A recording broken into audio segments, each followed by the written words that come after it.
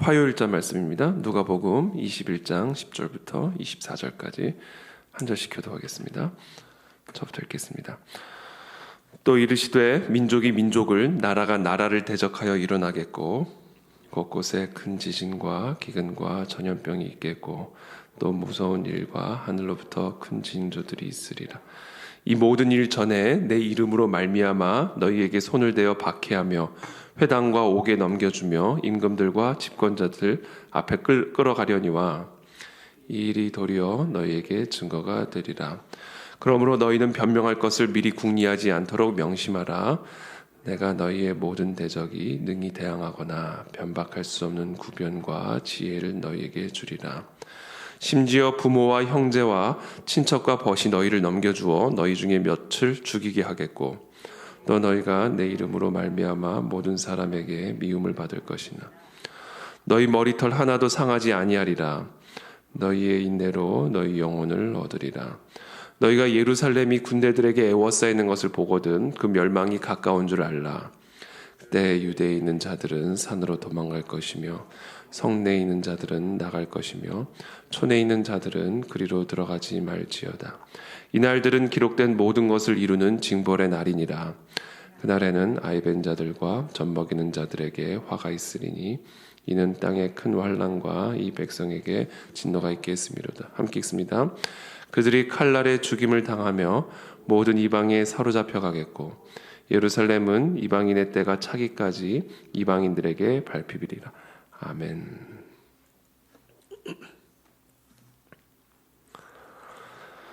네, 오늘 본문 말씀은 어저께 본문 말씀에 이어지는 말씀입니다. 예수님이 이 예루살렘의 성전 파괴에 대해 이제 예언하시는 말씀이죠. 어제 본문 보시면 성전을 가리키면서 사람들이 돌과 헌물로 꾸민 것을 이제 말을 하면서 이 성전의 아름다움을 이제 표현하고 있었죠. 그때 예수님이 너희가 보는 이것들이 돌 하나도 돌 위에 남지 않고 다 무너질 것이라 이렇게 예언을 하십니다. 그때 제 제자들이 정말 이건 놀라운 엄청난 사건이거든요. 구약 시대의 이 느부갓네살에 의해서 이 예루살렘 성전 파괴에 이어서 예루살렘이 또다시 이제 로마 군대에 의해서 파괴되어지는 이것은 그냥 단순한 파괴가 아니라 단순한 건물의 파괴가 아니라 이것은 이스라엘의 정체성, 하나님의 백성으로서의 그 정체성이 완전히 무너져 내리는 것을 이제 의미하는 것이기 때문에 이것은 마치 지옥과 같은 지옥에 들어가는 것과 같은 하나님의 저주와 심판을 받는 것을 상징하는 것이기 때문에 이건 엄청난 사건인 것이죠. 그래서 이 제자들이 도대체 그런 때에 어떤 일이 있겠는가, 어떤 징조가 있겠는가 이렇게 질문합니다. 그래서 그 질문에 대한 답변으로 오늘 본문의 말씀이 이제 이어지는 것이죠. 10절에 또 이르시되 민족이 민족을 나라가 나라를 대적하여 일어나겠고 곳곳에 큰 지진과 기근과 전염병이 있겠고 또 무서운 일과 하늘로부터 큰 징조들이 있으리라. 이 놀라운 일, 이 엄청난 일이 일어나기 전에 큰 징조들이 있을 것이다. 물론 예수님의 오늘 이 답변은 예루살렘 성전 파괴라고 하는 특별한 그 역사적 사건을 예언하시면서 그런 일들이 있기 전에 이런 징조들이 있을 것을 말씀하시죠. 그러나 이것은 우리가 동시에 종말의 때 예수 그리스도의 다시 오시는 그때 이 세상을 향한 하나님의 심판이 이루어지는 그때에 일어나게 될 종말의 징조로 우리가 받아들여도 무방할 거라 생각됩니다.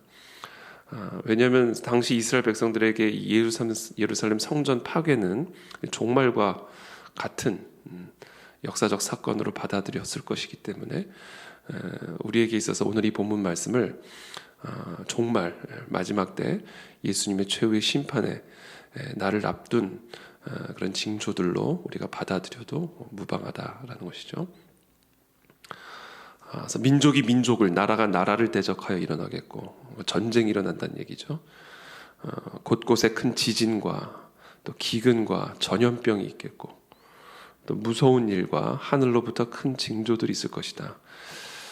이 모든 일 전에 내 이름으로 말미암아 너희에게 손을 대어 박해하며 회당과 옥에 넘겨주며 임금들과 집권자들 앞에 끌어가려니와 이 일이 도리어 너희에게 증거가 되리라. 자, 이 모든 일들이 이 마지막 때, 종말의 때, 특별히 오늘 이 제자들에게 있어서는 예루살렘 성전 파괴라고 하는 이 종말과 같은 그런 무시무시한 최후의 무시무시한 심판의 날을 앞둔 그때 일어나게 될 징조임을 예수님이 말씀하시죠. 지난 주일에도 말씀드렸지만 하나님이 어떤 일을 행하시기 전에는 그 일을 예언을 하십니다. 다양한 징조들을 보여주시고 그래서 그 사건이 성취되었을 때 이것이 하나님으로 인한 일이다라는 것을 우리 모두가 알게 하셨죠. 그와 동시에 또 다른 목적이 있는데 그것은 이제 대비하게 하시기 위함입니다. 그 일을 대비하게 하시기 위해서 하나님은 예언을 하시고 그 일을 성취하시죠. 그래서 그 텀을 두심으로써 하나님께서 행하실 그 일을 준비하게 하시고 경고를 받게 하시고 대비하게 하시는 그런 목적이 있음을 특별히 오늘 우리는 이 본문을 통해서 보게 됩니다. 그래서 이 모든 일 전에 내 이름으로 말미암아 너에게 손을 대어 박해하고 우리의 신앙을 적대하는 대적하는 그런 세력들이 일어나게 될 것을 예언하죠. 14절에 그러므로 너희는 변명할 것을 미리 궁리하지 않도록 명심하라. 내가 너희의 모든 대적이 능히 대항하거나 변박할 수 없는 구변과 지혜를 너희에게 주리라. 변명할 것을 미리 궁리하지 않도록 명심하라. 하나님이 다 그와 같은 우리의 믿음과 신앙을 대적하는 적대하는 그 권력자들 앞에서 임금들과 집권자들 앞에서 우리가 마땅히 해야 할 구변과 지혜를 친히 주시리라.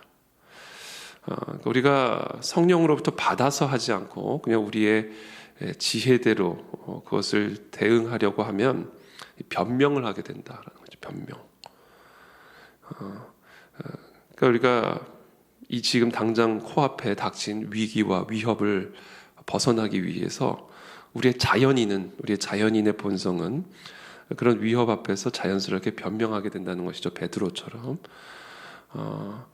그래서 그것은 결국 우리를 배도로 이끌어갈 수 있다라는 겁니다. 베드로처럼.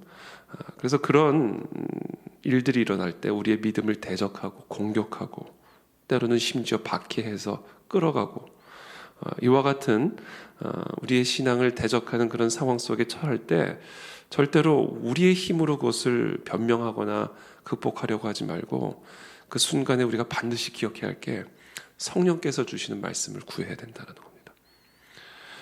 성령께서 주시는 그래서 그들이 능히 대항하거나 변박할 수 없는 구변과 지혜를 받아야 된다는 겁니다. 마치 스데반처럼 바울처럼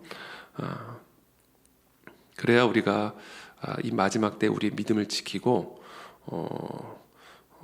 그때 우리가 예수 그리스도를 증언할 수 있는 우리가 변명하는 것이 아니라 변증할 수 있는 그런 하나님의 사람이 될 수 있음을 예수님 말씀하십니다. 그래서 우리가 꼭 기억해야 합니다. 우리의 일상의 삶에서 우리의 신앙을 미워하고 또 우리의 믿음을 싫어하는 그런 사람들을 만나게 되죠. 또 전도를 할 때 우리의 믿음, 우리의 증언을 미워하고 싫어하고 시기하는 사람들이 일어나게 됩니다. 자, 그럴 때 우리는 우리의 지혜와 우리의 힘으로 그것을 변명할 것을 궁리할 것이 아니라 그 순간에 성령께서 내게 주시는 말씀, 구변과 지혜를 구하고 또 그것에 귀를 기울임으로써 우리는 우리의 모든 대적들을 능히 대항할 수 있고 또 그들로 하여금 변박할 수 없게 만들 수 있음을 오늘 예수님 우리에게 말씀하십니다. 16절에 심지어 부모와 형제와 친척과 벗이 너희를 넘겨주어 너희 중에 몇을 죽이게 하겠고 또 너희가 내 이름으로 말미암아 모든 사람에게 미움을 받을 것이나 너희 머리털 하나도 상하지 아니하리라. 너희의 인내로 너희의 영혼을 얻으리라. 우리가 우리의 믿음을 공격받을 때, 박해받을 때 특별히 우리가 성령의 구변과 지혜를 구해 그들을 대항해야 하는 이유는 죽임을 당할 수도 있기 때문이다. 16절에 부모와 형제와 친척과 벗이 너희를 넘겨주어 심지어 우리의 가족이 우리를 넘겨주기도 할 것이고 또 너희 중에 몇을 죽이게 하겠다라는 것이죠. 또 너희가 내 이름으로 말미암아 모든 사람에게 미움을 받을 것이다. 그런데 또 좀 이해가 안 되는 말씀하십니다. 너희 머리털 하나도 상하지 아니하리라. 너희의 인내로 너희 영혼을 얻으리라. 우리가 정말 신앙인이라고 한다면, 우리가 정말 복음을 믿는 사람이라고 한다면 이 죽음을 두려워하면 안 된다라는 것을 분명하게 말씀하십니다. 이 죽음, 우리의 유한한 육신을 잃어버리는 대신에 영원한 영혼을 얻는 것은, 이건 절대로 해를 당하는 것이 아니다 라는 것이죠. 그래서 우리는 우리의 팔을 내놓아서라도 우리의 영혼을 얻어야 되는 것이고, 우리의 눈을 내놓아서라도, 또 우리의 다리를 내놓아서라도, 우리의 심장을 내놓아서라도 영혼을 얻어야 된다라는 것입니다. 이게 진리다라는 것이죠. 이 진리가 우리에게 진짜 진정한 진리인가를 예수님께서는 오늘 우리에게 도전하고 계십니다. 그리고 특별히 마지막 때에 우리가 맞이하게 될 다양한 종류의 징조들은 우리들의 신앙을 바로 그 경지로까지 우리를 성숙시켜 가실 것이고 또 이끌어 가실 것이다 라는 것이죠. 그래서 정말 우리에게 있어서의 복음은 진정한 영원한 생명을 주는 복음인가? 정말 우리가 우리의 생명을 내놓으면서까지, 생명을 잃어서라도 우리가 얻어야 할 영혼의 생명, 그것이 우리에게 그만큼 절실하고 절박하고 진실된 것인가? 그것을 오늘 예수님께서는 오늘 이 본문의 말씀을 통해서 우리 모두에게 도전하고 계십니다. 여러분, 예수 그리스도를 믿는 믿음이 우리에게 진정한 영원한 생명을 주셨음을 여러분 믿으십니까? 그것이 진정으로 우리에게 복음이 되십니까? 그래서 예수님은 때로는 우리의 팔을 빼앗아 가서라도 우리의 영혼을 살리기를 원하신다라는 것을 우리는 알아야 됩니다. 예수님은 예루살렘의 성전을 다 부수면서라도 이스라엘 백성들을 구원하기를 원하시는 것이죠. 이스라엘 백성들에게 이런 엄청난 재앙을 가해서라도 이들의 영혼을 건져내시기를 원하시는 것. 왜냐하면 우리의 육신의 삶은 유한하지만 우리의 영혼은 영원한 삶이기 때문에 지옥에서도 죽지를 않습니다. 여러분, 지옥에서도 우리는 죽지를 않는다는 것이죠. 영원히 죽지 않는, 어디서 영원히 죽지 않을 것이냐, 그런 것이죠. 그래서 예수님께서는 정말 어떻게 보면 오늘 이 본문을 통해서 이런 엄청난 재앙과 징조들을 통해서 우리들로 하여금 예수 그리스도의 십자가의 복음만을 붙들도록 우리를 인도하실 뿐만 아니라, 예수님은 그 복음을 주기 위해서라면 우리의 팔과 다리를 빼앗아 가서라도, 우리의 심장을 빼앗아 가서라도 우리를 구원하기를 원하시는 분, 그것이 예수님의 마음이고 그것이 복음의 본질이다라는 것을 오늘 예수님은 이 말씀을 통해서 우리에게 도전하십니다. 20절에 너희가 예루살렘이 군대들에게 에워싸이는 것을 보거든 그 멸망이 가까운 줄을 알라. 그때 유대에 있는 자들은 산으로 도망갈 것이며 성내에 있는 자들은 나갈 것이며 촌에 있는 자들은 그리로 들어가지 말지어다. 이 날들은 기록된 모든 것을 이루는 징벌의 날이니라. 이 날들은 기록된 모든 것을 이루는 징벌의 날이니라. 징벌이다라는 것이죠. 예루살렘의 멸망. 그날에는 아이 벤 자들과 젖 먹이는 자들에게 화가 있으리니 이는 땅에 큰 환난과 이 백성에게 진노가 있겠음이로다. 그들이 칼날에 죽임을 당하며 모든 이방에 사로잡혀 가겠고 예루살렘은 이방인의 때가 차기까지 이방인들에게 밟히리라. 자, 지금 이 예루살렘의 이와 같은 징벌의 날이 임하게 된 이유는 결국은 이 복음을 거부했기 때문입니다. 예수 그리스도를 십자가에 죽였죠. 그리고 그 예수 그리스도의 십자가의 복음을 계속해서 거부를 하죠. 사도행전에도 보면 사도 바울과 베드로가 복음을 전하지만 많은 유대인들은 오히려 그들을 핍박하고 박해합니다. 마치 그들이 예수 그리스도에게 했던 것과 마찬가지로 예수 그리스도를 십자가에 죽이고 또 예수 그리스도의 그 복음을 거부한 대가, 그것이 결국은 예루살렘의 파괴, 성전 파괴로 나타나는 것이죠. 그러나 이것이 단순히 이 징벌이 이제 완전하게 예루살렘을 정말 영원한 징벌, 영원한 심판으로 인도하기 위한 것이 아니라 오늘 24절에 보면 그들이 칼날에 죽임을 당하며 모든 이방에 사로잡혀 가겠고 예루살렘은 이방인의 때가 차기까지 이방인들에게 밟히리라. 그러니까 시한이 있어요. 그게 언제까지냐면 이방인의 때가 찰 때까지. 그러니까 이방인들이 이 복음을 받아들여 구원을 받는 자의 수가 차기까지 이 징벌이 또 이 짓밟힘이 이 예루살렘의 이스라엘 땅에 지속될 것을 말씀을 하십니다. 이것을 로마서에서 사도 바울이 이 돌감람나무와 참감람나무의 비유를 들어서 하나님께서 이 복음을 거부한 이 참감람나무인 이스라엘을 심판을 하신 이유를 설명하시죠. 그것은 복음이 이제 이방인으로 흘러가서 오히려 이 원가지인 이 참감람나무가 시기하여 복음을 받아들일 수 있도록 하기 위한 그런 어떤 복음의 섭리, 하나님의 모략임을 사도 바울은 로마서에서 설명합니다.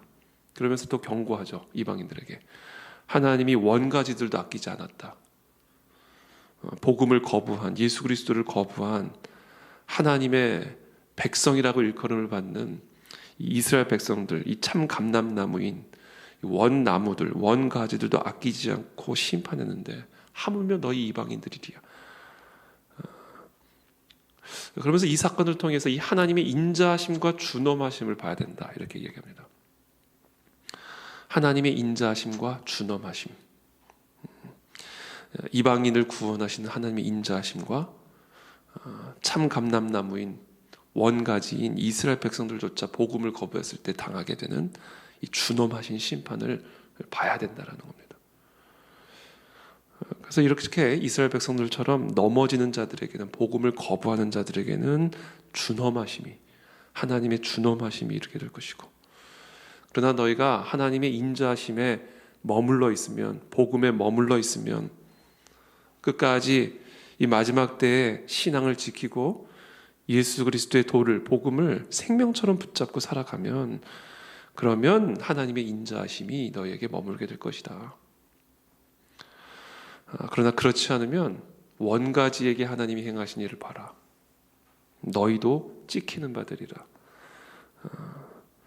이것이 결국은 하나님께서 이 이스라엘 백성들, 특별히 예루살렘 성전 파괴를 통해서 예루살렘 백성들과 유대인 백성들과 이방인들, 우리 모두에게 주시는 이 마지막 때의 메시지임을 사도 바울이 로마서 11장에서 설명을 해주죠. 돌감람나무와 참감람나무의 비유를 통해서. 그래서 오늘 우리는 이 본문을 통해서 우리 모두는 다 사실은 돌감람나무죠. 참감람나무라고 하는 원가지에 접붙임을 받아가지고 그 참감람나무의 뿌리의 진액을 받아가지고 하나님의 자녀가 된 그런 백성들입니다. 근데 하나님은 이 원가지를 치셨어요. 그렇죠? 이들의 이 불신앙으로 말미암아. 그래서 이들도 이렇게 아끼지 않았는데 하물며 너희일까 보냐. 그래서 오늘 이 본문 말씀은 우리 특별히 참 감람나무들의, 돌 감람나무들에게 주시는 경고의 말씀으로 우리는 받아들여야 되죠. 하나님, 우리가 이 마지막 때에 예수 그리스도가 다시 오시는 그때에 성령 하나님과 동행하는 그런 사람들이 되게 도와주시어서 이와 같은 마지막 때의 징조 속에서 끝까지 우리의 신앙을 지킬 수 있게 도와주옵시고, 머리털이 상하더라도 우리의 영혼이 상함을 당하지 않도록 하나님 우리의 믿음을 지켜주시고 보호하여 주시옵소서. 그래서 우리는 우리의 머리털을 지켜주시기를 구하기도 해야 하겠지만, 더 나아가 우리의 영혼을 지켜주시기를 우리는 더욱 하나님 앞에 구하고 끼어 있어야 된다라는 것입니다. 동시에 또 하나는 하나님이 우리의 이방인의 수가 차면 예루살렘의 회복으로 이어가시겠구나. 예루살렘은 이방인의 때가 차기까지 이방인들에게 밟히리라. 하나님께서 이 원가지, 이 참 감람나무를 버리신 게 아니구나. 이제 이 돌 감람나무에 하나님의 모략이 성취되면 하나님이 정하신 그 이방인의 구원의 수가 차게 되면 하나님이 저 예루살렘의 회복으로, 유대인들의 회복으로 이 나라, 이 민족의, 이 세계의 역사를, 복음의 역사를, 복음의 불길을 일으켜 가게 될 것이구나. 그래서 그런 의미에서 보면 이제 우리가 우리의 부흥, 그렇죠? 요새 우리 계속 하나님께서 우리 교회에게 부흥에 대한 말씀을 계속해서 주시는데, 우리가 더 간절하게 기도하고 부흥해야 하는 이유는 이 부흥의 불씨가 결국에는 예루살렘으로까지 이어지는 그와 같은 길을 예비하는 것이기 때문에 우리는 특별히 이 한국교회의 부흥이 특별히 중요하다라는 겁니다. 특별히 중요하다. 왜냐하면 지금 여러분 전 세계 지도를 펴놓고, 물론 이거는 인간적인 판단일 수는 있지만 전 세계 지도를 펴놓고 이 마지막 때의 부흥의 불씨를 이어갈 수 있는 나라가 어떤 나라인지를 여러분 한번 잘 살펴보십시오. 이건 인간적인 판단일 수는 있습니다만, 그러나 인간적인 판단으로 보았을 때 이 한국교회의 불씨가 꺼져버린다면 정말 어떻게 될까?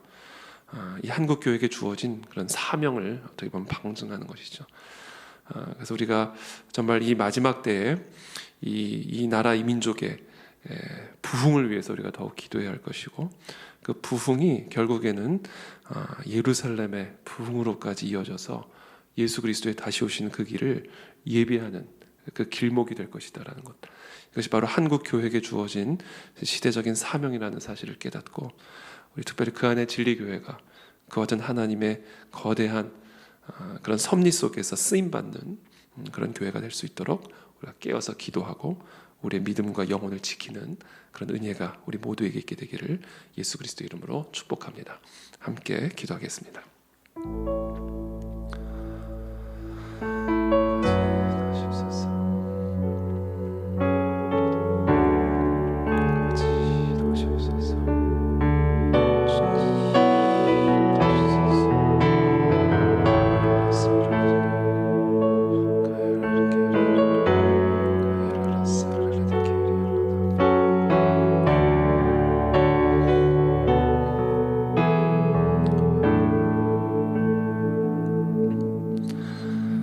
살아계신 하나님 감사합니다. 오늘도 우리에게 주시는 이 생명의 말씀을 붙들고 오늘 하루를 우리가 살아가기를 원합니다.